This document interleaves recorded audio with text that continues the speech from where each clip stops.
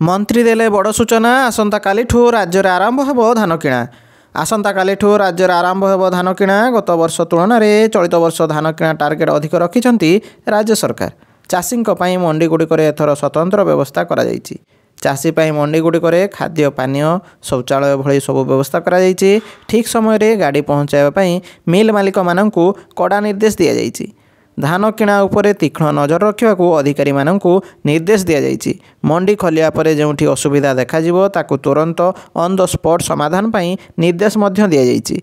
कटनी छटनी उपरे राज्य सरकार तीक्ष्ण नजर रखिचंती। चाषी आ मिलनक भितरे सला सुतरा होई कटनी छटनी जदि करिवे ताहा राज्य सरकारक कर्तृत्वाधीन नुहे।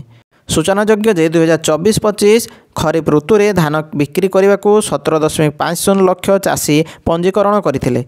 मात्र ए वर्ष 2 लाख अधिक चाषी पंजीकरण करिथिबारु ए वर्ष धान संग्रह टार्गेट वृद्धि करा जायछि। उभय खरीफ और रबी ऋतु पई 93 लाख मेट्रिक टन धान संग्रह लक्ष्य धार्य करा जायछि। खरीफ ऋतु पई खाद्य और क्रय नीति 2025-26 गत अक्टोबर रे कैबिनेट बैठक रे अनुमोदन लाभ करथिला। खरीफ धान किणा समय रे 2025 नवेम्बर 1 रु 2026 मार्च 31 पर्यंत रहिछि।